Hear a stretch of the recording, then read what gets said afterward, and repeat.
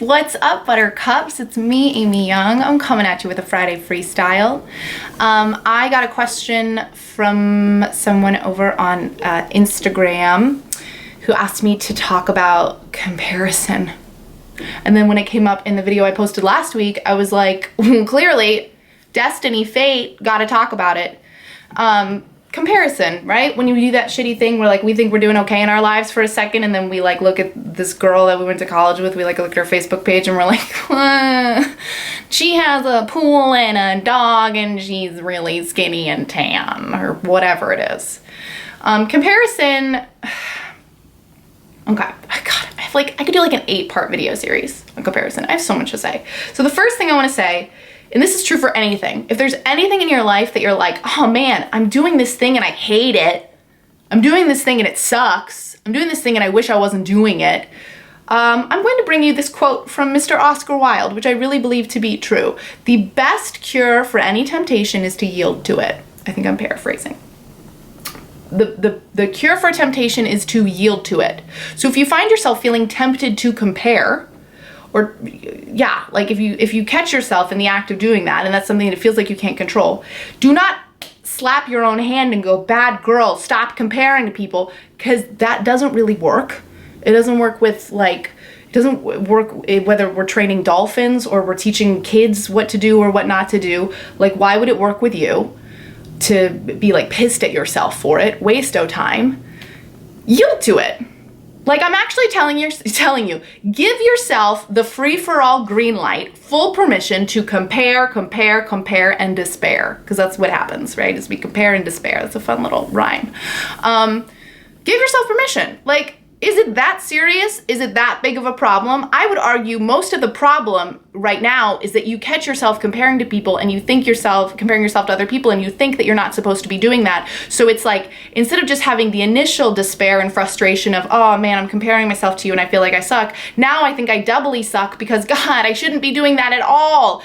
We never want to be in the doubly suck department. Single suck is bad enough. Double suck? Now I'm just like beating myself up for feeling bad. Useless, tired. So permission. Like, there are worse ways to spend your time. I'm sorry, but there are. Like, there are way worse ways that I could spend a Saturday night than being on Instagram looking at people who are better at yoga poses and like have, you know, prettier hair than I do. Like, if that's how I want to spend my time, clearly some part of me wants to compare. Yield to it. It's not that serious. You're not gonna you're not fucking up your life. You're creating a little bit of pain for yourself, but like, I'm telling you, if you just greenlight it, it's gonna have much less of a hold on you. And you're gonna be like, oh, okay. Which brings me to part number 2, numero dos. You have to begin to see through it. Because when you catch yourself comparing to another human being, you're in a spell. It's like, you know that, what was it, like Sleeping Beauty, right? Where Maleficent has the Princess Aurora in like a daze and she's like walking through the castle and like she's like, that's what it's like when we're caught in comparison. It's like a weird Disney princess spell where we go, she is good and therefore I am not as good. Like, she is pretty and therefore I am less pretty. She is successful and therefore I am less successful.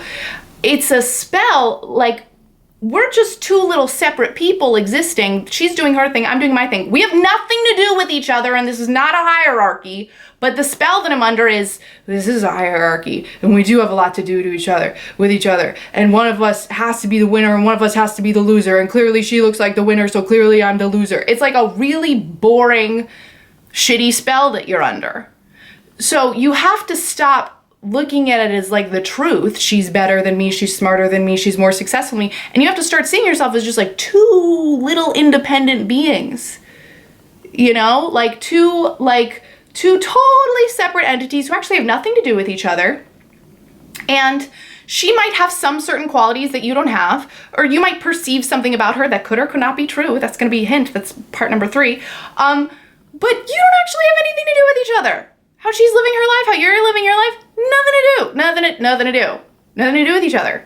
It's just like, it's completely, it's a spell. It's like a, ooh, snap out of it.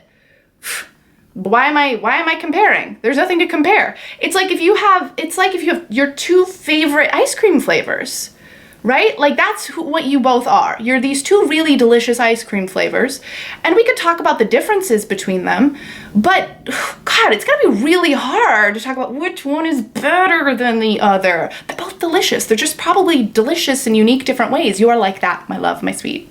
Like a delicious ice cream flavor. Part number 3. You don't know this bitch's life. I will say this until the day that I drop friggin' dead on planet Earth. We have no friggin' clue what's actually going on with anybody. We don't know what their inner world is like. We don't know what their relationship actually looks like. We don't know how they feel when they get out of bed in the morning. We don't know if they're a good person. We don't know if they're a psycho. We don't know if they are seriously struggling with some deep, dark demons and they need our empathy and support and compassion. We have not a friggin' clue. And the internet is anything but real life. And even in real life, like the person who works at the little cubicle next to you, you don't know her. You don't know like what she actually has going on. Maybe she always looks super put together and she always comes in with the green juice and she seems super happy and friendly. You don't know, you don't know, you don't know, you don't know. So the comparison, part of the comparison spell is recognizing, well, it's interesting when I compare myself to people and it bothers me. Funny thing. It only really bothers me, right, typically, if I'm comparing myself to another human and I decide that she's in a better place than I am or she's better than me. I bet that most of us don't really mind comparing ourselves to people, having a little schadenfreude where we look at people and we think, ooh, I'm a little bit better than her. We don't mind doing that comparison as much. And we don't really know that that's the truth either.